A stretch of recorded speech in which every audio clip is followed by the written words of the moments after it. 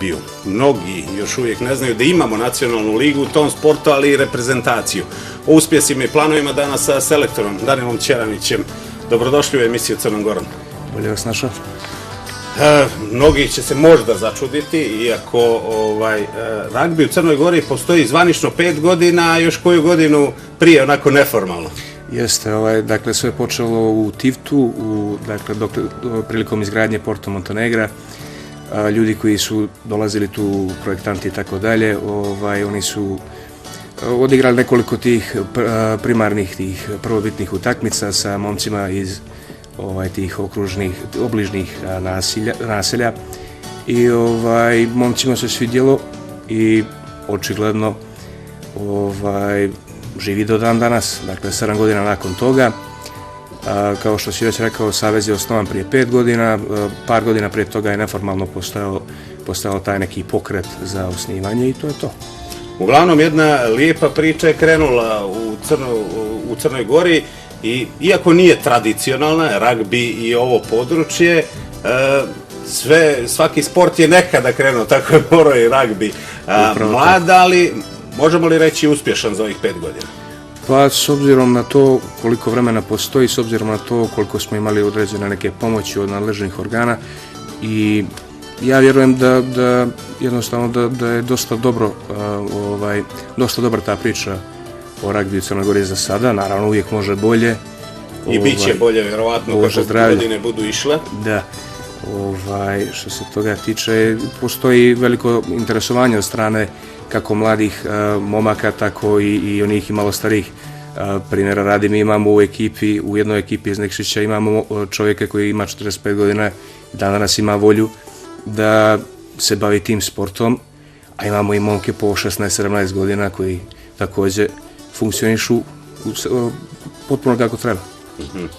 Evo, mi gledamo malo i snimke, ali bih sada volio, pošto je danas koleginica Ivana Radojičić napravila anketu po gradu i pitala prolaznike da li znaju generalno šta je ragbi i da postoji u Crnoj Gori, da čujemo njihove odgovore pa ćemo prokomentarisati. Znam za ragbi selekciju, znam da u početku da su trenirali na stadion Crvene stijene, sad trenutno ne znam šta je i kako, ali znam par igrača i znam da idu na neka takmičenja. Otkud ragbi kod nas i kako je došao do nas, to ne znam. Osnovali su ga u Tivtu prije 5 godina. Ko bi rekao da u Tivtu može da se osnuje ragbi klub?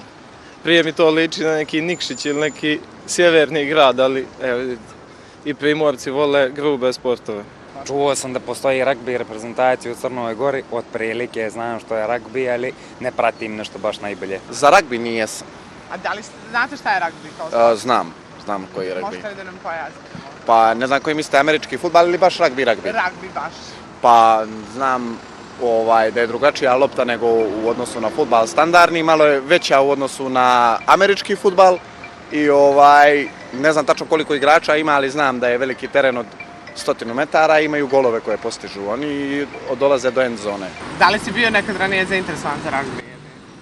Ne, gledao sam prenos utakmica, ali nisam učestvovao nikad u sportu. Razumijem. Već 5 godina postoje reprezentacije Crne Gore, pratiš da možda... Znam, imam i druga koji se bavi ragbijem, tako da na Cetinju je trenirao, to znam. Evo, Danilo, čuli smo anketu, kako ste zadovoljni odgovorima? Veoma sam zadovoljan, svi su znali da postoji ragbi svakako, dosta duhovitosti u izjavi prvog vašeg ispitanika, tako da eto. Mnogi, evo, jedan od anketiranih je rekao da li je američki fudbal ili ragbi. To su potpuno dva različita sporta. Dakle, to je pitanje koje mi se najčešće postavlja. Američki fudbal je nastao od ragbija. Postoji ogromna razlika između američkog fudbala i ragbija. Dakle, u ragbiju kad vidite neko nenormalno ponašanje, neke agresivne izlive i tako dalje, u ragbiju toga nema. Dakle, kao što već znate, u ragbiju imate, ta tradicionalna verzija ragbija je 15-15. Imate samo jednog glavnog sudiju. Taj glavni sudija ne može uvijek sve da vidi. I u većini slučajeva nije u pravu, dakle, kada donese neku odluku i tako dalje. Ali ono što možete da vidite u ragbiju, za razliku od američkog fudbala i fudbala i bilo kojeg drugog sporta, vidjet ćete momka 140 kila, 150 kila ili neke manje momke, nije to uopšte bitno, koji samo stoje pred sudijom i klimaju glavu. I samo čekaju sljedeću priliku da dobiju ono što žele. Dakle, na taj način se spremate za život, jer znamo svi da život nije, ne igra baš po fair nekim pravilima, tako da to je neka osnovna, znači u tim nekim moralnim vrijednostima. Druga stvar, u američkom fudbalu imate 11 minuta aktivne igre, dok u ragbiju imate 80, što je ogromna razlika.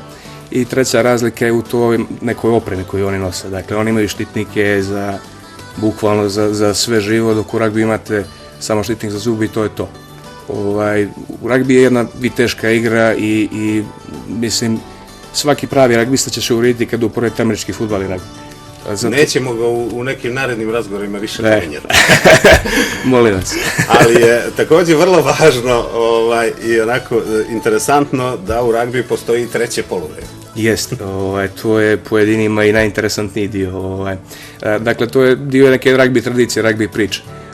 Svaki put posle utakmice imamo, dakle, organizuje se taj neki mali banket, tu se nešto pojede, popije i tako dalje, ljudi se druže. I ono što je interesantno, mogu da dođu ljudi iz drugog kraja svijeta i ako igrate istu poziciju, uvijek nađete nešto o čemu možete da pričate i što je još smješnije, imate sličnosti u fizionomiji i tako dalje. Tako da... Koliko ima klubova, koliko igrača u Crnoj Gori? Rekli ste da se mladi prijavljuju, interesuju se za ragbi. Prije svega moram da pomenem da smo u Podgorici prije nekoliko godina imali 42 polaznika te neke škole ragbija. Međutim, zbog nemogućnosti da odgovorimo na sve te izazove, mi smo bukvalno stali na nekoliko tih momaka koji su samo nastavili da treniraju. U Crnoj Gori trenutno imamo 5 klubova koji funkcionišu, dakle to je Tivat, taj prvi klub koji je osnovan, imamo Bar, imamo Podgoricu, Cetinje i Nikšić. Nikšić je, dakle, tokom te prve nacionalne lige, on je osvojio tu prvu nacionalnu ligu i potpuno zasluženo. I kao što sam rekao, dakle, postoji interesovanje. Recimo sad u ovom ciklusu priprema za reprezentaciju imamo na spisku 52 igrača koji, što za takav neki sport u Crnoj Gori gdje imamo 600.000 stanovnika, je sasvim, po mojim nekim shvatanjima, više nego dovoljno. Reprezentativci Crne Gore pojedini igraju i u inostranim ligama. Da, ovom prilikom, dakle, bitno je pomenuti jer su to momci koji su budućnost zapravo ragbija. Imamo Dušana Vučićevića, to je momak iz Bara, on je igrao ranije u Irskoj, sad igra u Frankfurtu u Njemačkoj, to je jedan profesionalni igrač koji je već izgrađen. I imamo, dakle, Milana Radovića, to je mladi momak iz Nikšića, on je trenutno se nalazi u Francuskoj i sve su prilike da će tamo i da nastavi da gradi svoju karijeru.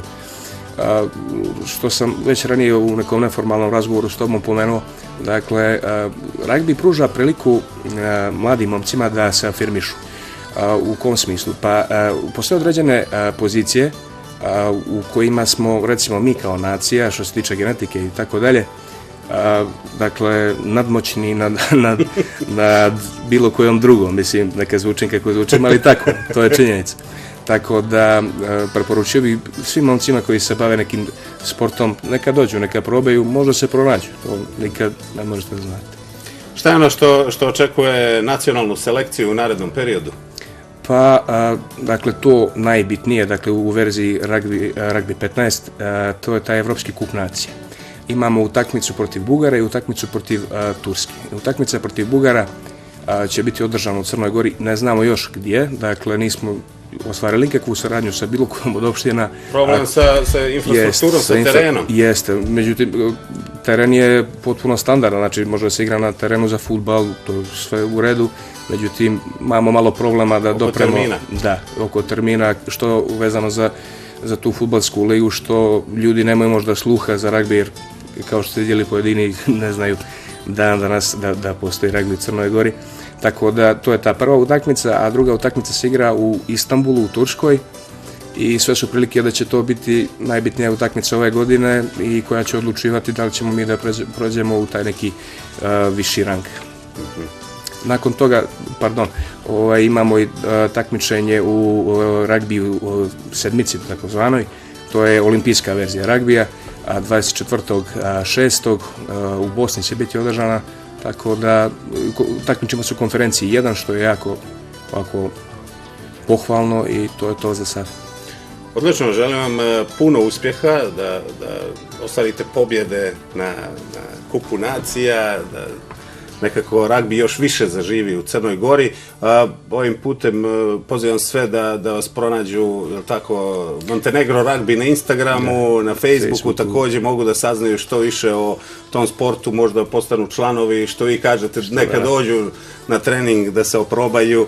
Ko zna gdje je granica.